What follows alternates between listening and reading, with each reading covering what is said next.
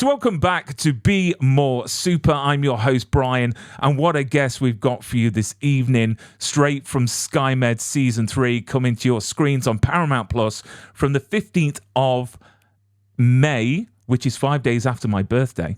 We've got the wonderful Nicola Correia-Damude. Welcome to the show, Nicola. Thank you so much for having me. This is so exciting. Oh, and I'm really excited as well because, you know, as I was just mentioning before we start recording, I've seen this season, and wow, this show gets better season by season, and I can't wait to see where it goes from this season. Fingers crossed we get a renewal. It normally happens when it goes on to Paramount Plus. So you've done so many things, from The Boys to Shadowhunters. Too many to mention. People have to check out your IMDb because it's just incredible. So what made you go for SkyMed? How did SkyMed fall on your lap? So my history with SkyMed is actually with Julie and Vanessa. So I had done a show called Nurses with Vanessa, and I'd worked with Julie. She was a writer on a couple of shows that I had done. So I had worked with them in the past and had amazing experiences. So when they came to me with this, I auditioned, I read the script, I sent them a tape, and for me, it was a bit of a no-brainer because it was them. You know, there's some people that you'll kind of do anything for, and for me, Julie and Vanessa are two of those people where if they come knocking, I'll make myself available because they're really incredible people to work with, and also, you know, SkyMed, it's Canadian. A lot of the work I do is American, which is great. You know, I love all TV and I love all the shows I've done, but there's always something special when you do a show that's shot in your home country that actually references your home country, you know. So that's always a nice special thing. And a lot of the actors are people that a few of the actors anyway, I'd done Nurses with Natasha. She and I had done Nurses together, Canadian TV show a few years ago. Mercedes Morris and I have worked together a couple of times. So there were just a lot of people that I knew on the show. I knew it was good people. So it's a bit of a no-brainer in this culture. And the writing on this show is incredible. So for a performer like yourself, an artiste, it must be quite nice to actually be on a show that's got such good writing because, you know, at the end of the day, they're putting words in your mouth. So you've got to work with that writing. So when you read the scripts, when they came to you, what were your first impressions of what was in store for you? I mean, what I loved from the very first episode was the character was very, you know, we talk a lot about like complex characters, but, you know, what does that truly mean? What I really liked about this character is you see the dichotomy of her personality like right away in episode 1. That's something that you see immediately. And without any spoilers, you know, you come into the episode with a certain impression of her that then, you know, shifts as the episode goes on. And that's all in the first episode. I also felt like the character was very clear, like how much they were able to delve into this new, because, you know, when you're a new character on an established show, that's always like a new regular character. That's an interesting dance because you're coming into characters that the audience already knows. And so sometimes it can take episodes and episodes to sort of establish your place in the series. Whereas I feel like with this writing, with the writing of my character, Marianne, it was very clear from episode 1 who she was. And it felt like there was a connection to the rest of the story and the rest of the characters pretty much right off the bat. And that's really hard to accomplish. And that's why the great writers, you know, are as successful as they are because they know how to do that. They know how to tell stories in a really seamless way. Yeah. I mean, I've said it many times. What I like about this show, there's no small characters. Every character has such a great storyline and journey throughout the series. And in true SkyMed fashion, when we see you for the first time, I don't think we're prepared to witness what we're going to witness in the whole journey of the series. So you play like a head nurse, you know, on the show. What sort of prep did you have to do to make sure that you knew what you were talking about? It's a really good question. So there's a few things. Nursing, you know, what my character encounters. So she comes in as the new head nurse. So she's the boss, but it's also new to her to work in the North. So, you know, as the show depicts very well. There's nursing, and then there's nursing in the north, right? It's Mm, like if you've ever talked to a nurse who works in ERs versus a nurse who works in a clinic, they'll say like these are very different kinds of jobs, right? So one thing we're so lucky on SkyMed, we have an incredible team of experts. Like we worked with. So I worked with in the beginning. I actually got like to work with the implements and learn how they work and what my job would be. So we had incredible consultants. They're called medical consultants. So that was great. And I also did a lot of research into, because my character comes from a background that's more in PR, like she's a nurse, but she mm, also has a background in PR and has been working in a more corporate realm. So I also talked to a couple of people who have made that kind of transition. Like what happens when you choose to completely transition your career? What happens when you, and also when you take time off? So she's at the point that we meet Marianne in the story, she's taken some time off nursing, right, to do PR and to work in that area. So that's really interesting. That was interesting to me. It's like, what does it mean when you come back into a mm. career? My mom was a nurse. My mom, I mean, technically she still is a nurse. She's retired now, but so I watched her. And I saw a bit of the emotional toll that nursing can take, the relationship with patients. So I grew up with some of that in my own life, witnessing my mom's career. Yeah. And then we really have great support on the show for the medical elements that we're working with. Yeah. And we see you get your hands sort of, dirty, as they say, in certain seasons. So, what was that like to get into the action? Because in true SkyMed style, nothing ever runs smoothly. It all goes to No. pot. So, what was that like getting to grips with? Would you call it stunts? Would you call it action? I mean, what was it like to get in that? So it's a little bit of both. So there's like I always think about it. There's stunt action where you're actually, the characters are doing dangerous things, and then there's like the medical action, which tends to be more gross than it is stunts. Yeah, For yeah. me. So I think my first episode, I think it's episode one. I'm not going to give any spoilers, but one of the grossest prosthetics I've ever seen was in, and I've worked with some girl like I play the medical pathologist on Law and Order Toronto. So like I see a lot of gross stuff. This prosthetic was so gross and so beautifully done. Like the team who does the prosthetics on SkyMed are amazing. And I've seen gross stuff, but this was gross. And I personally love that stuff. The artistry that goes into to making these medical emergencies look real, and it's beautiful and up close. It's gross, but it's also really artistic. So I actually love that stuff. There's also something about it heightens the energy when you're in the room with something that looks so real. Right. Yeah. It's the same reason I love watching, like we have amazing stunt doubles. I had an incredible stunt double, Ruth, who did my stunts in episode 5, which is a great, one of my favorite episodes. And I loved watching her do the stuff first because it gets you into the energy. Like, she takes the hits for me, takes the falls. But to get to watch that and see these people just creating the reality. And I feel the same way about the prosthetics. I love it. I think it's exciting. I think it really gets you into the scene really quickly. It's one of my favorite pieces of the art of filmmaking is the prosthetics and all the gross things.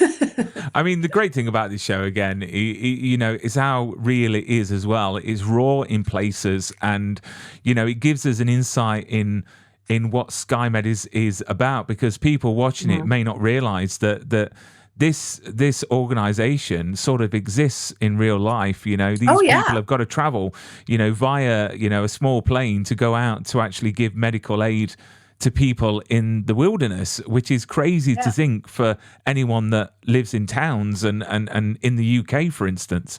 I mean, when you Yeah. join the cast, obviously this is season 3. How welcoming were they? I mean, how daunting is it to come into an established cast, first of all? And was there any moments that you can share that really sort of put you at ease? I mean, they really couldn't have been more welcoming. And as I said, a few of them I knew, like particularly because Natasha and I had worked together before, and she's obviously, the number one in the show. So number one meeting on the call sheet. So I had that familiarity with her already. Same with Mercedes. So there were a few people that I knew, but everyone was really lovely. One of the things that I really like about Julie and Vanessa is that they really focus on good people. So they don't hire people who aren't a good good personality addition to their work, to their shows, which I think is really important because especially, we were shooting up north. We were all living in a Yeah. hotel, in Northern Ontario for 3 months. And you need to create a positive work environment and do good work. You also need everyone to be happy and to be feeling good about what they're doing. And so there really wasn't a negative, I didn't have a single negative experience. There was no one who wasn't welcoming. I think one funny story, um, so, I'm significantly older than, I mean, Aaron and I are sort of like, the adults. Aaron and I are the ones who are, in our 40s with kids in real life. And I remember they have like a group chat, and on like my first day, they were talking about what they were doing on the weekend or whatever, and right away I was like, oh, I like doing stuff, and they were like, done, and they added me to the chat, and then they were doing all kinds of stuff that I'm like way too tired to do, and like was like right away I was like, oh no, Grandma's gonna be sleeping at that time, but it was just like instantly they were just like, yeah, like they just I was right in that group chat day one. There was no, and that's not always the case. Like some casts who've been together for a while. And it's actually not a bad thing necessarily. It's just sometimes casts feel like they have to keep a bit of an insular energy in order also to protect themselves from spreading themselves too thin. But this group just wasn't like that. They were just instantly. And also, I kind of loved us all being in the same hotel. Like every once in a while, you'd walk into the hotel at the end of the day, and like Praneet would be sitting there working on his computer in the dining room, and then someone else would come down. There were a couple of nights where I like wandered down to get tea or something and would find a couple of the guys hanging out, and it was just such a nice environment. Yeah. I mean, I can imagine that because having spoke to all the cast, they just seem such a nice bunch of people, and Oh everyone my on this God. cast and crew just seemed like a big family, which is really Yeah. nice to see because I just feel that Yeah. egos. I mean, I'm sure that you have worked with so many names, and I'm sure that without naming them, maybe some of them their egos enter the room before they do, sort of things. But I don't get that with SkyMed. I think that everyone is No. on the same page, which is really nice. I wanted to tease. I mean, you must have your favorite episodes in this season. Yeah. And everyone's seen on social media, on everyone's cast, there is one episode in particular. I'm not going to ask you what it's about. I'm going to show you a picture, and then I Okay. want you to say how fun was it to record that episode, because when you're expecting one thing from SkyMed, it throws you a curveball, and what a curveball! What an episode! I mean, what was Yeah. that like to film? So without giving any spoilers, I will say that when you're young and you're imagining being an actor and what that'll be like, it's usually not at all like it actually is, right? You picture like cool costumes and you picture accents and you picture fun and play. And a lot of the time, film and TV is actually much more straightforward than that. So this episode that you're teasing right now, that was like what you imagined as a child being on TV would be like. It was an absolute blast. And it was stuff that I haven't had a chance to do since my theater days, like in terms of just really delving into something different. Stylistically, one of the things I really admire about Julie and Vanessa, and the SkyMed team is like they take these crazy risks. I feel like one of the problems with TV so often is people are afraid to take risks, right? They're Mm. afraid to go away from what we know audiences like. And usually those risks, if you go big, pay off. And in this case, I think the audience will agree that it definitely pays off. Yeah. And it's nice to think that they take risks, because I think the problem is it's down to the networks, and it's down to the people well above that is telling you what Yeah. to do and what you can and can't do. This is why I like indie movies, because you get Yes. a lot more heart and soul from those without the interference of big studios. I mean, Praneet, what a man! What a man! What was it like to work with Praneet? I don't know if you've watched the interview that I did with Praneet, but he said some lovely words about you. What was he like to work with? Praneet, he's almost a bit surreal when you meet him because he's so beautiful, and that's just obvious. He's just such a gorgeous, I mean, physically, he's just a beautiful person. Um, and so talented, and you know that about him going in because he's got a body of work, and um but like you were talking about with egos, like I don't know how, I've said this to a few people, I don't know how someone so talented and so handsome has managed to not be tainted by that. Mm, Like he's just such a kind, generous, entirely, people throw the word humble around a lot, and I think sometimes that it's not used properly. Like he's just a person who likes connecting with other people and likes having fun. And honestly, like the first day we worked together, it was just perfect. It was just from day one. We just had the best time. We've remained close friends. I was just working in Vancouver. I went to see his. He was doing an amazing play out there. I mm. went to see his play. He's a truly exceptional person, and you can talk to him about anything. He's also one of those people who's so smart, like so smart. I don't know if you know, he has like an engineering degree. He's got Mm. like he's got this crazy background academically, but he's also this sort of the consummate artist, interested in every part of theater, every part of film. So you can talk to him about anything, and he's just also a super empathetic person. I just think he's the best. Yeah, he's everything you would want him to be as a fan. And please say in your phone, on WhatsApp, he is saved under Snack Bauer. Please say Oh, he's saved. Snack Bauer. I called him Snack. Well, that was a big one. I mean, yeah, Snack Bauer and Lady Jaguar forever. We just had the best time with that. And it's interesting because when you're working that closely, like I think people forget sometimes too that, or it's not that they forget, but you don't think about it. Like when you're doing a show like SkyMed, you're not just working together every day. You're also like living in the same Mm. hotel. You're also the only people to hang out with because most of us didn't know anyone who lived in that area. So, we were far away from home. So it really makes a difference if you get along. Because honestly, like I feel like I've never seen an interview where someone was like, "Our cast hated each other." Like people always say it's a family, blah blah blah, and a lot of the time it's not true, and they're not doing anything wrong. They're not lying. It's just no one's going Yeah. to do press and go like, "We didn't like each other."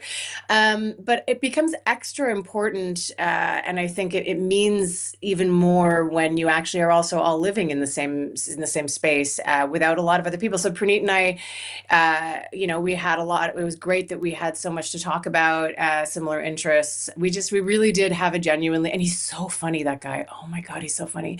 He had me laughing. I'm not gonna say specifically because it'll spoil a few things, but I will say this. There's an episode where we are, this is not a spoiler because it happens all the time in SkyMed. There's a bunch of episodes where we're out in the wilderness, where we're out in the woods. And uh, Praneet is a huge fan of a lot of like fantasy fiction that takes place in wooded areas. And he had me in hysterics on numerous occasions, acting out scenes, quoting from like Lord of the Rings, like just like he's just so funny. Yeah, just the kindest guy you could meet. Yeah. Yeah, without I mean you have so many great scenes with other casters as well, Yeah. and there are certain scenes that truly made me tear up and cry, Yeah.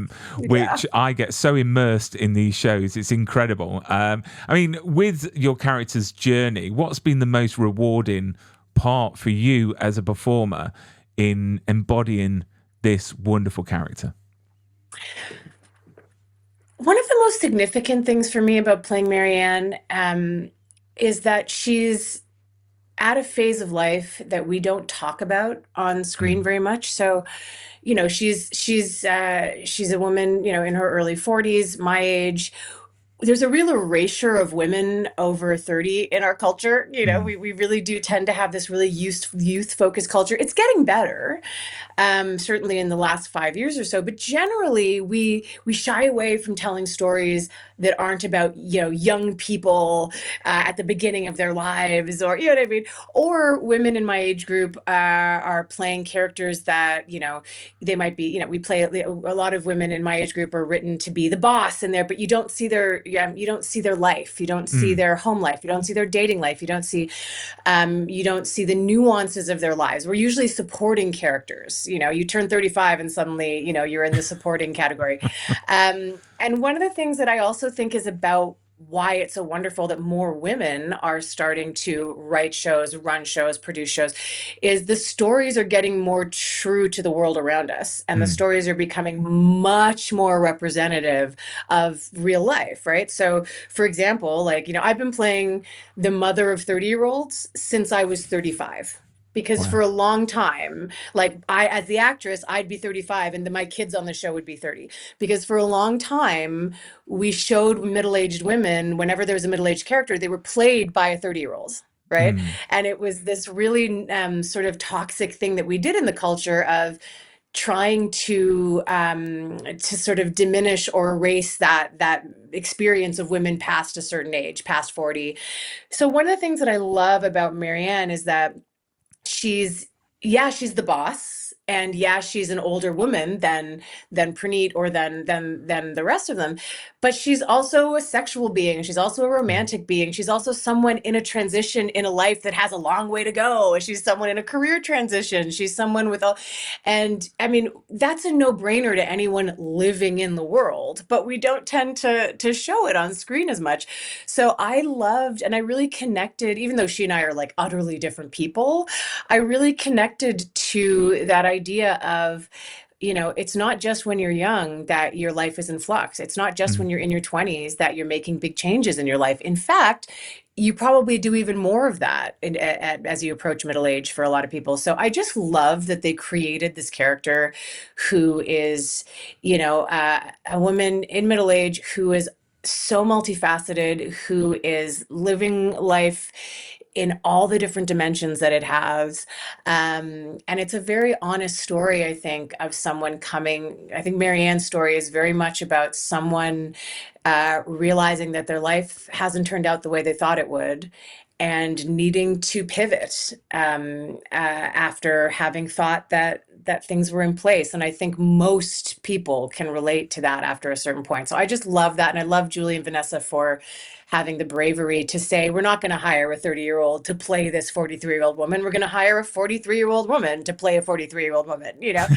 Um, and I don't feel like there's never one thing I love about their writing too is like there's no point where people are like, ooh, Chopper, she's so old. Like it's not an issue, you know what I mean? It's like it's very much because in real life, men and women both date people in different age groups, and it's not this massive. So I really appreciated how honest they were about bringing this character in. And yeah, I really relate to that idea of life transitions and trying to not just reinvent yourself, but kind of rediscover yourself at each phase of your life. And I'm sure, well, I'm positive that a lot of people are going to relate to your character because, as I said at the beginning, the writing is so good Yeah. and her journey is incredible over the episodes. I mean, with the renewal potential, I mean, if you had a phone call and if they said, Nicola, would you like to come back? What would be your answer?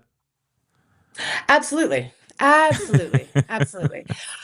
I think at this point in my career, like, it's funny, you asked me earlier what it was like entering that set as a new character. And it's funny because I actually thought about that a lot because the first time I worked with Julie and Vanessa, it was earlier in my career when I was entering a space with people who had a lot more status than me or a lot more experience than me. And what was really interesting was coming into this group, especially, coming in as someone who is older than some of the performers and who has a body of work behind me, so just being able to enjoy it, like it's not that I wasn't nervous. I think you're always nervous, but one of the things that I think is nice about being older, as you get older and as your career advances, is you don't have that sense anymore of like, I don't know if I belong in this room. I don't Mm, know if I have a right to be in this room, which that imposter syndrome that I think mm, plagues most of us when we're young in our careers is constantly feeling like I don't deserve to be here. I don't belong to be here. And I feel like if you're lucky, and you're working with people like Julie and Vanessa, like I never felt like that. They made me feel like they wanted me here. They knew my work. Everyone was so welcoming. So it really was a fairly easy transition into an existing show because it was so open and because it was so welcoming. And it's nice to have, so, anyways, all that to say that, um, I've been very lucky the last few years to do some amazing things, to do some big budget things, to do some big American things, and it's all been great. But when you're lucky enough to get a show where you feel like you can take creative risks, like you can be yourself, like you are part of a team, that's a hard one. We often don't feel like we're part of the team as actors. And so to be a part of, and like Sorsha, who does the director, who is also executive producer, and like, she and I just had a blast. She's one of my favorite people, so collaborative. um it's just, it really, when you get that chance, you don't turn it down. Mm, It's just, it mm. doesn't happen that often, so yeah, I would be there in a second. Yeah. And how does this, working on SkyMed compare to, say, the American shows? Mm. I mean, do you see a massive difference, and what are they? I think it depends on the show. So for example, I just came back from Vancouver doing season 4 of Resident Alien, which is an American show that, fairly big compared to what we make in Canada. And I've been doing that for a few years. And that's an example of, a big American show with a lot of big names, and where you don't get that feeling. It has that safe team, beautiful feeling. And that's because of, the showrunners and the creators, Chris Sheridan and Robbie Duncan. Like it comes from the top down, right? But then there are examples of other shows, and I've been on other shows where they were so big, and they have these huge budgets and they have these incredible people, but it's almost like it's a bit of a machine, right? Mm, And there's so many cooks in the kitchen, and there's so many people, and also the when you're working with more money and you're working with bigger studios, you're also working with more levels of input, more cooks in the kitchen, mm. right? So it's not that people don't want to collaborate. It's that there just really isn't room for a lot of the time for performers to be collaborating, or to be, I mean, I'm not saying, like, don't get me wrong. Like, it's not like I'm going up to Julie and going, I want to say this line instead of that line. But I just mean that it's harder to feel like part of a team the bigger and bigger the team gets. Right. Yes. Yeah. Um, and I think that's true of anyone in any industry. I have a friend recently who left their big law firm to go to a smaller to be an in-house lawyer, because they wanted a smaller environment where it felt more like they're part of it. I think that's true of any industry. So I think the sense of connection, the more people there are and the bigger the production, the harder it is to feel connected. So one of the things with SkyMed that's so great is that we're doing all this really amazing, and it's crazy what they're able to do with, because in Canada also, like, we don't have the budgets that the people, we don't have. There's so many things that we're working with that could be challenging, but that our team just knocks it out of the park every time, right? The Yeah. creativity. So I think, one of the things about SkyMed is it's got that feeling of a big drama when you watch it, but the actual production, the actual way that it's being run is very kind of intimate and very personal. And I think that's something that's unusual. Yeah. You know what? I've said to Julie on a number of occasions, look, I'd love to be in season 4. I'll be the guy that falls out of a tree, or the Englishman that gets lost in the woods. So let's see, let's see. But I mean, obviously with this show, and then you doing all the American shows as well, has anything changed since someone that we're not going to name got into power in the United States? I mean, has that affected Canada in the way of work-wise? I mean, how difficult is it at the moment? Because we know that a lot of things are changing, but from an actor's point of view in Canada, working with a lot of Yeah. American companies, how has that affected things? Oh, there's a thumb up that's just come up on the screen. I think you may have done something to trigger it. Like, I don't know if it's. Oh, I don't know how that happened. I didn't touch anything. Oh, there you go. Oh, it happened again. Hey, I I'll don't know take how it. that's worked. That's a really good question. I don't think we know yet what the impact's going to be. Um, the relationship with the United States is such a complicated one with Canada. At every step of the game, we're constantly kind of renegotiating and renavigating what that looks like, Mm, particularly with changing political climates. We don't know yet what the shift is going to be, I don't think. Partially because, one of the big questions is borders, right? Mm, So, in conversation with friends of mine, like I have my SAG card, I have a team in the States and a team in Canada.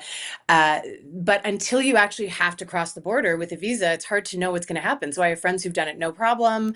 I have friends who haven't because they're concerned. There's people who haven't. So it's sort of it feels like there's, and I think this is facts. It's a bit inconsistent right now. mm, You know what I mean? Like in terms of it doesn't seem hard and fast yet. Like there's no way to know what's going to happen.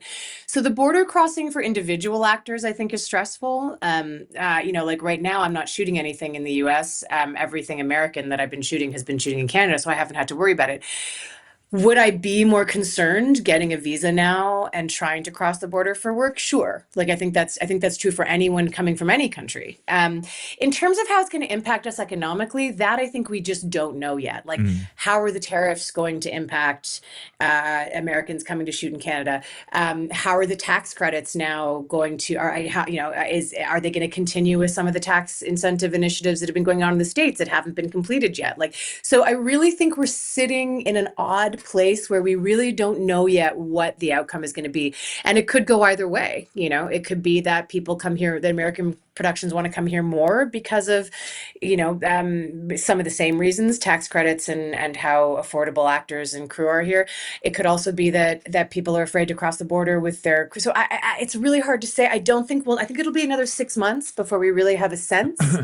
Yeah. Um, of how it's going to really shift. We need to see the new slot of shows and how production companies are dealing with the government and getting visas for their people. And so I think that's sort of, I know that Canada for sure, our goal is to maintain our relationships with the companies that we've always had great relationships with. But I really think we're looking at a long game. I think I think it could be a couple of years before we really have a sense of what the impact is. Yeah.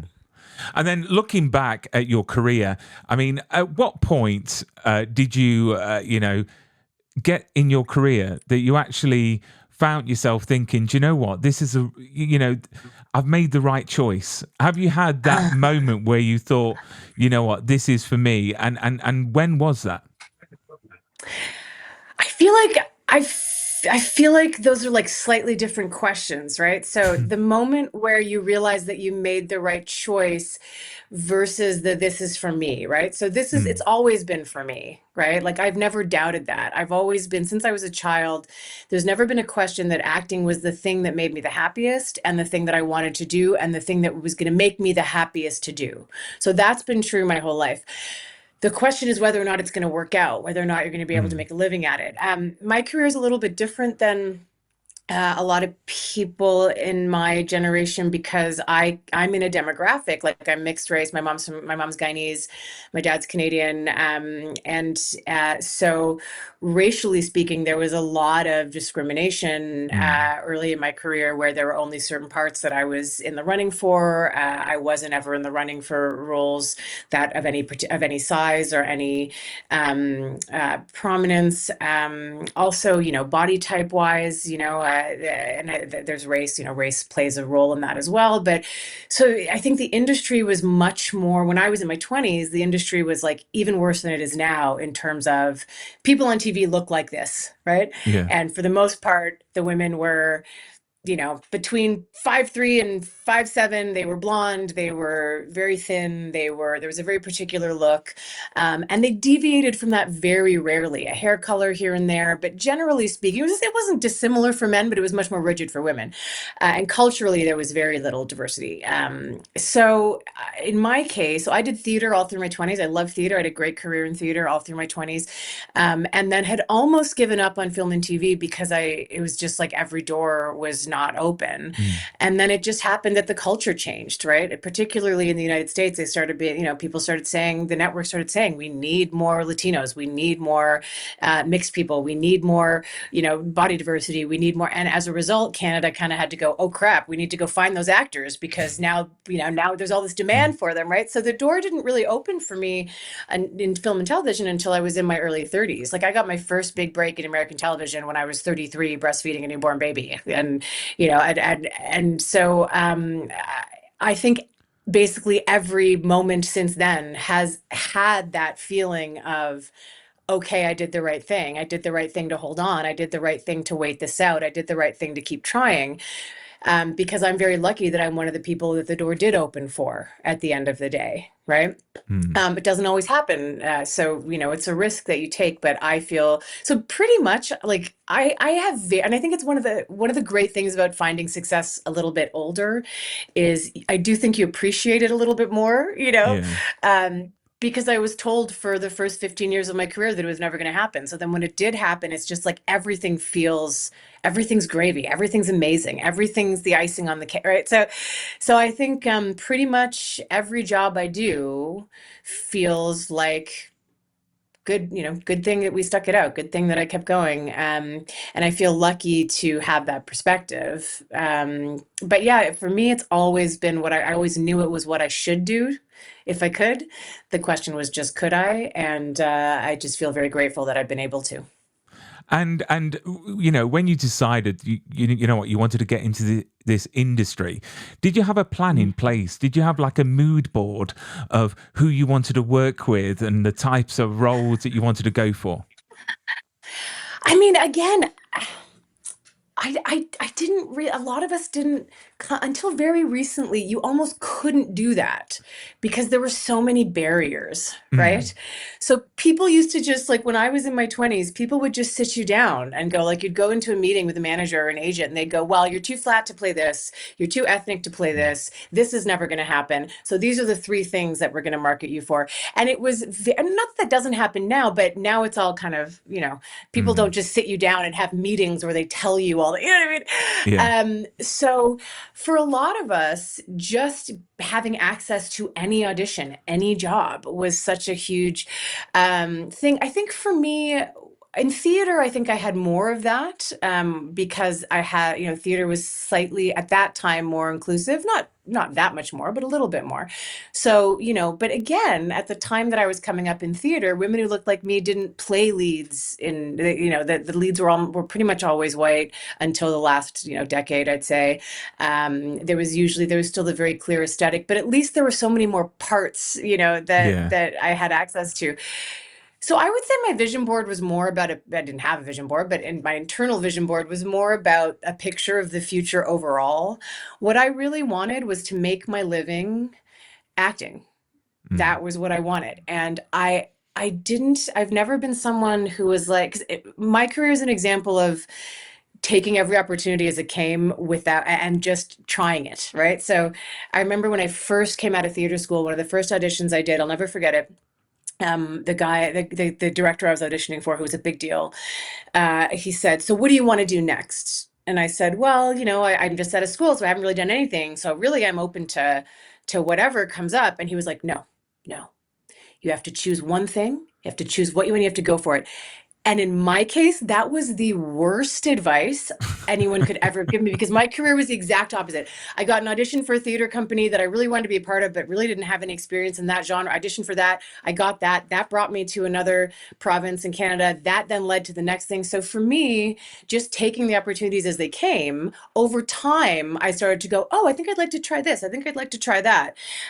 But really, I just wanted to make a living as an actor, and I wanted to make a living as an actor without compromising things that were really important to me. Like, for example, I wanted to make my living as an actor without, people used to say, "Well, if you lose 20 pounds, you can do this." I don't want to do that. "Well, if you Mm. wear whiter, back in the day, if you wear whiter foundation, we can do that." And I was like, no. So I wanted to keep my integrity and make a living. That was sort of my whole vision board.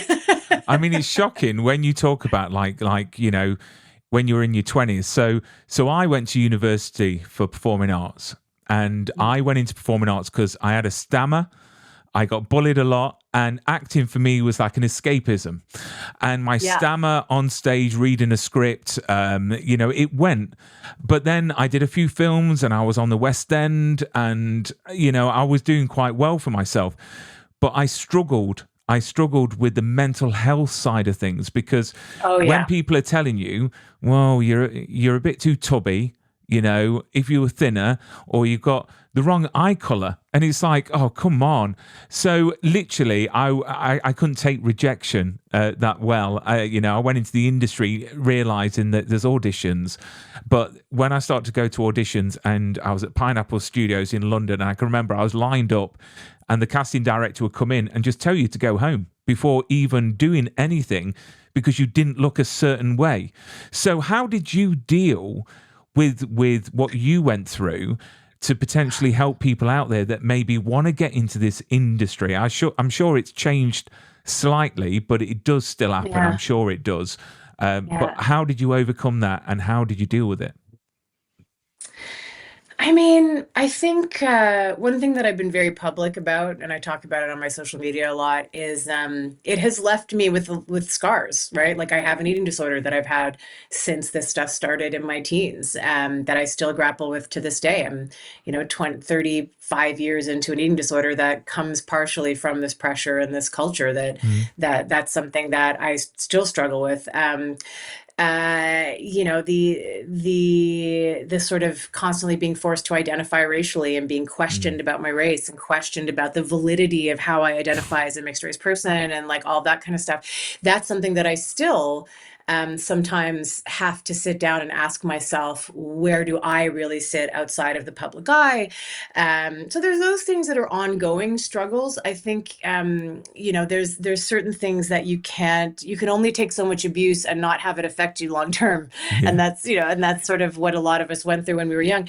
One thing that I found really helpful is setting some really clear boundaries, making sure that you have a team around you that is positive and that respects your boundaries. So for example, like I always had my team, like my agents, both my teams out east and out west, were people that I really trusted, and they were bigger agencies. They were bigger, more prominent agencies, but I always went with the people that I felt safest with. Mm, And part of the reason for that, I mean, even now, like at this point in my career, I just signed on. I'm very excited about it, and I'll be announcing it in a little while. But I just signed on with a new manager in the States, and I'm really excited about. But even that, like, it was because we talked, and I was like, I can trust this person. I feel safe with this person. I think that's key, because like with my team, what I did was after 100 comments about my weight and 100 comments about my race and all this kind of stuff, I finally said, you know what? I don't want any of that feedback anymore.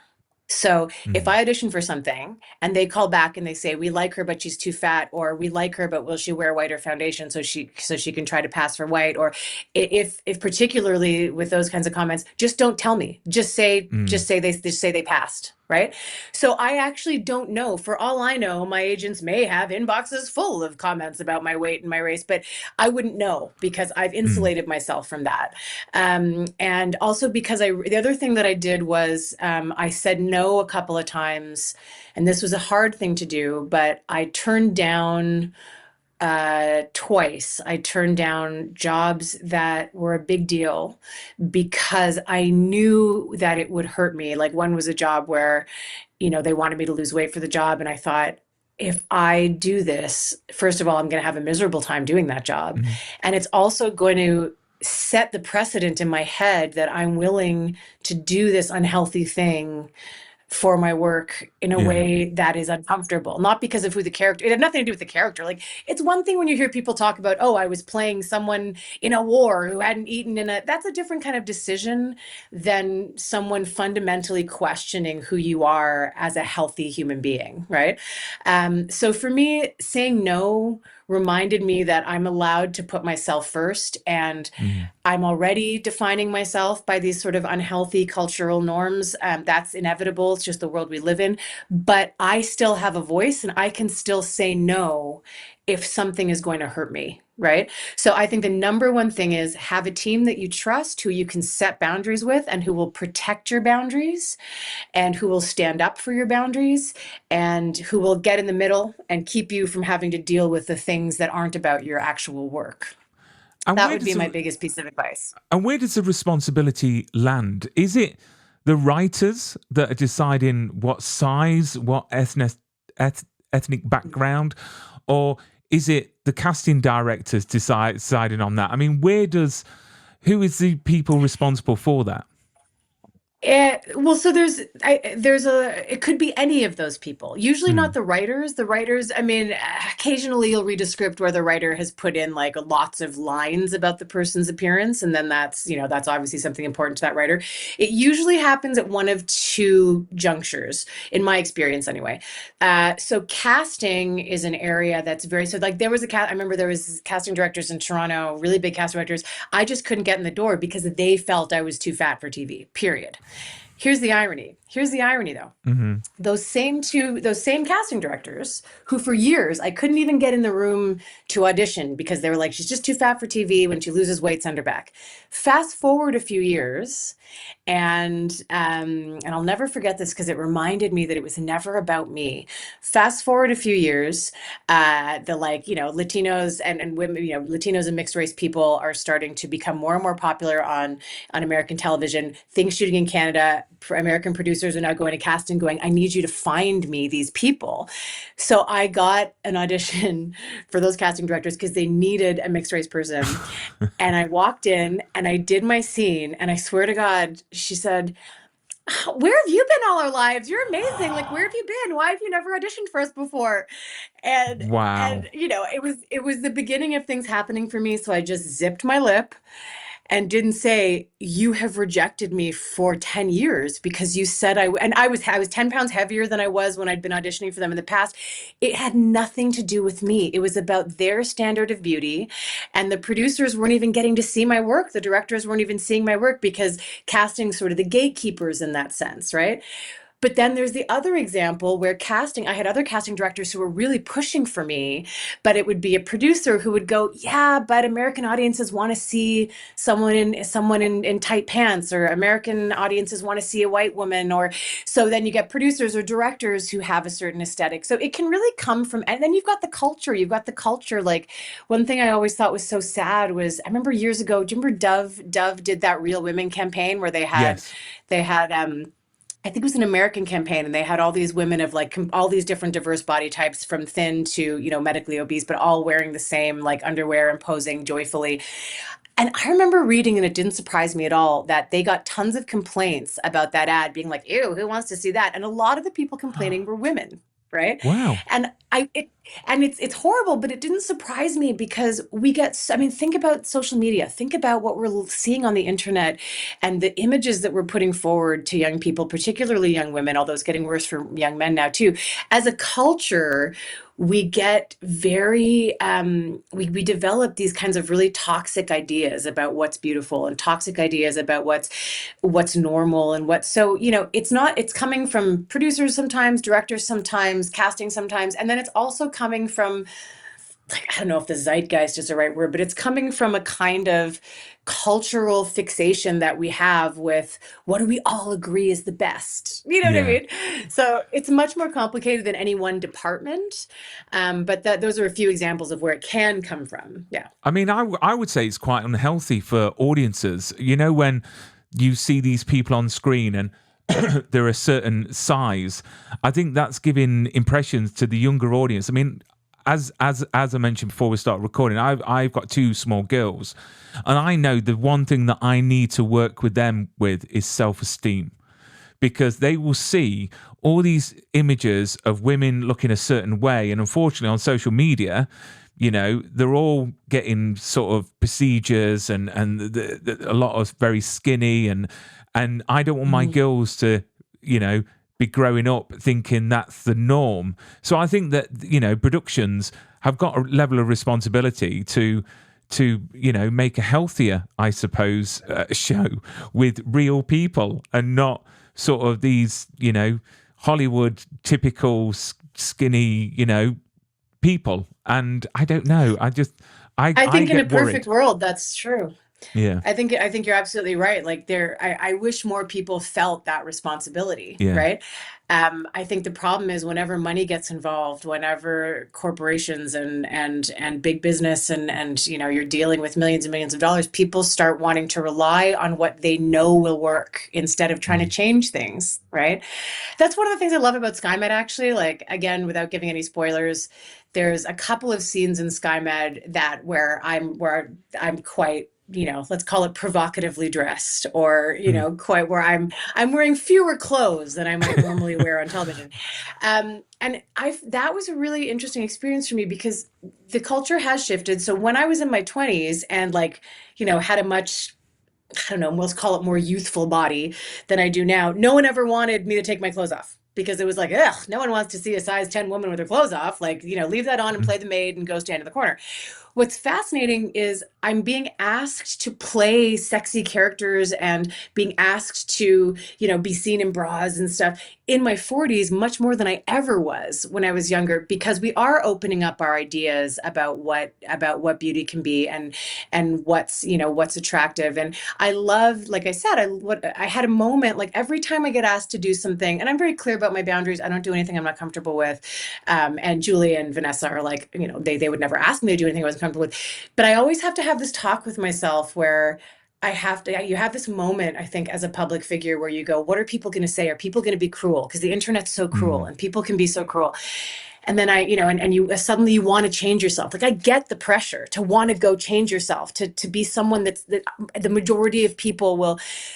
But I have to remind myself that if I had seen women who looked like me on TV when I was young, I might not have suffered with mental health and body image the way that I did if there'd been examples. So, the fact that Julie and Vanessa want to show a 43-year-old woman who hasn't had any work done and who's a size 10, 12, in her underwear is actually incredibly progressive and also incredibly moving to me. That it doesn't mean I don't feel self-conscious, but I think it's a beautiful thing that we are seeing that more and more. I think that's really important. And it's good for me to it heals a little bit of the pain from when I was younger, to know that I'm able to be part of that Mm. change that I wished had been there for me when I was young. Yeah. And it must be quite liberating as well. And with the show, the representation in SkyMed is incredible. And it's done so perfectly as well.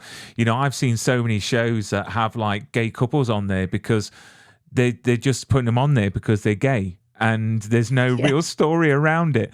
But Yeah. what SkyMed does, they do it in such a beautiful way where, Yeah. every show should take a leaf out of their book. Just a few more questions before we bid farewell, Nicola. I mean, what has been the proudest moment in your career, for yourself as a performer? Wow. Proudest moment. It's a really good question.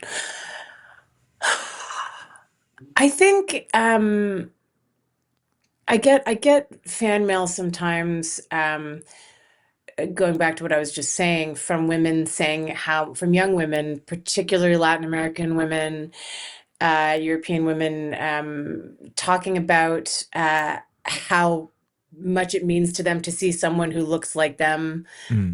on TV, to see someone who either is their size or their coloring or their background.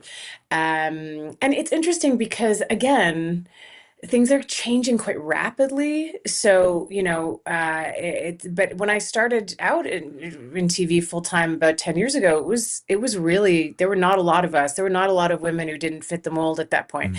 Mm. So that always makes me feel proud.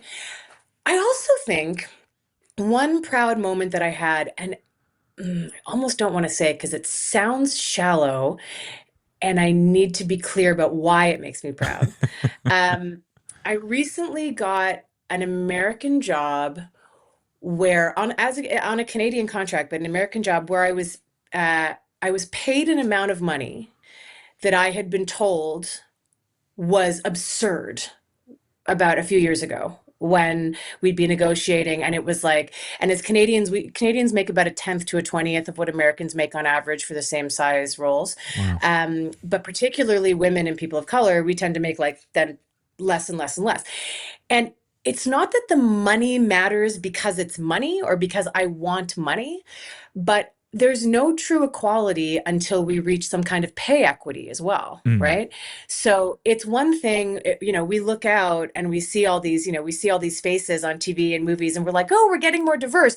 But if the people of color and the women are making significantly less money, then it's sort of token representation. You're not actually mm. respecting the artists, right? And I had a moment a few years ago where a casting director, when my team, there's something called quotes where you say what your quote is to be paid, right? And I have it in writing and I kept it where they said, that is an absurd amount of money for her to ask for. Now, bear in mind, it was like Wow. literally a fifth. It was a fifth of what the Americans were making. But for a Canadian woman of color, it was considered, and they wrote, that's absurd. Um, and so for the first time in my career, I went, you know what? Then no, thank you. Then I'm out. I'm tired of being told that I'm not worth what everyone else around me is worth. I'm exhausted by the disrespect of that. I'm tired. So no, thank you.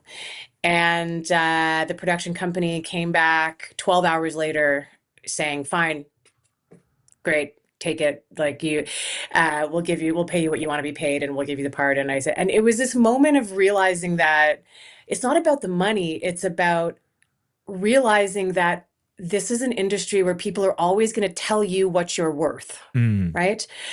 And for the first time, I said, I'm not, I don't agree with, I think I'm worth more than this. I think I deserve better from you. I deserve more respect.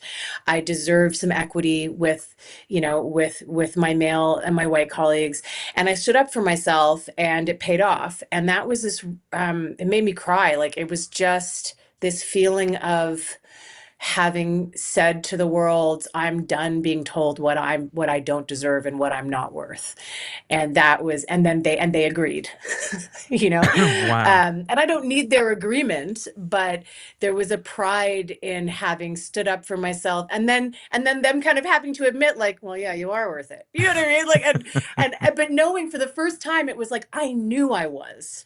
Yeah. And the fact that they came back, and I've said no in the past, and they've been like, cool, and they've passed and moved on. But there was something about standing up for my worth, and also standing up for pay equity, standing up for the idea that there's no true equity unless we're valuing people equally. It's not just about putting faces on a screen. It's about, if these faces aren't being treated equally, then it's not true representation. So that was a really proud moment for me. I mean, it's shocking that when we see in the press on actors on what they're getting paid, and it is the women are getting paid a lot less, and I just don't get it. And it's really nice to hear that it's all about self-worth. It's if you're not going to pay me what I'm worth, is it worth you then going a bit less and working on that project? Because that will always be in the back of your mind that it's shocking. And I hope audiences realize that it's, as we said at the beginning, it's not rainbows, butterflies, and cupcakes and No. glamorous. This is an industry where it's not as clean cut as we would hope it would be. I mean, going Yeah. on all the shows that you've worked on, I want to know, what have you nicked? So what have you taken from set? Have you taken any mementos? I have. I'm like a huge pack rat. I have boxes and boxes in my storage unit of keepsakes from every phase of my life. I love a good keepsake. So SkyMed, what did I keep from SkyMed? I'm trying to. I One of the things I kept from SkyMed is there's a couple of times when I had like sheets, like nursing sheets, medical forms that I was filling out. I love that kind of stuff, like when you can see what you scribble down while you were in the scene, kind of thing. On other sets, I kept Shadowhunters actually was amazing because I actually got to keep a lot of my character's wardrobe, which was amazing. Like, and pieces, like really significant pieces to me, like pieces of jewelry or pieces like my character's signature things, they let me keep, which they usually don't. So that was really lovely. I also, from Shadowhunters, my character had a bookstore, and they let me keep one of my favorite books, like my ledger book from that. That was great. SkyMed, I also oh, it'll be spoilers if I say, but I there's Okay, I'm just going to put this out there, and then you're all just going to have to guess what I'm talking about. There was one episode that caused a lot of clothing to be stained, Yeah. right? Not in a creepy way, but you'll know what I mean when you see it, where our clothes went through the ringer in a couple of episodes. And I kept the socks that are permanently altered by the events of this episode. Um Trying to think if I kept anything else. I'm sure I did. If I go through my box, I'll find some things. I try and keep things that are significant to Yeah. me. My favorite things are usually things that that have some significance to the character. If you go through my keepsake box, you'll find lots of like notepads that my cop character wrote on, or in the SkyMed case, like when I had a chart. You keep the page of the chart, and it's fun to go back and go. Sometimes you've written your lines in there. Other times it's scribbles. Other times it's kind of, you sort of go back and go, oh yeah, I remember that moment. Yeah. I think it's great that you get a chance to get your wardrobe as well. I had Anna Hopkins that was in Shadowhunters, and she Oh, was I saying love that she Anna. was in when she was in Bad Blood, her costumes were all like Gucci and Versace, and they let her buy it at like a cheap price. So she's got a Yeah. wardrobe just full of stuff. And then the last question before we bid farewell is: if your life was a book, Nicola, if your life Yes. was a book, what title would it have?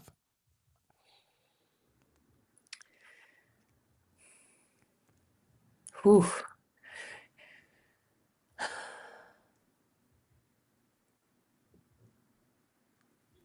Good God, that's a challenging question. Okay, if my life was a book, what title would it have? Uh, Probably. Oh, you know what it would be? I have a favorite quote.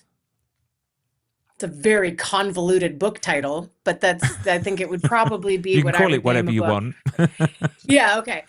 So it would probably be my favorite quote, which is, I wish I was now what I was when I wished I could be who I am. So let me take that back. I wish I was now what I was when I wished I could be who I am. And I remember reading that when I was in high school. And what it means is basically, I wish I could go back to my younger self and show her who I've become, because she would be really proud Yeah. you know and I try and live by that. I try and stop at every point and remind myself, I'm someone who grew up with a lot of childhood mental health issues. I had all these obstacles career wise, and it's important for us to look back and go and be proud of ourselves, and be proud of who we've become. And I think a lot of, we've talked about this a lot today, standing up for yourself and all that. And I wanted to say too, like what we were talking about with salary and stuff.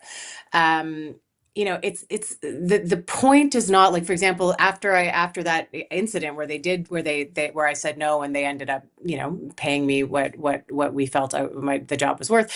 2 months later, I did a job for $200 total, because it was a project I wanted to be a part of that had no budget. Because it's not about money, it's about respect. Right. Yes. And I think at a lot of points in my life, I was asked to compromise my self-respect in order to get work. And for me, being able to look at myself now, I think my young self would be proud.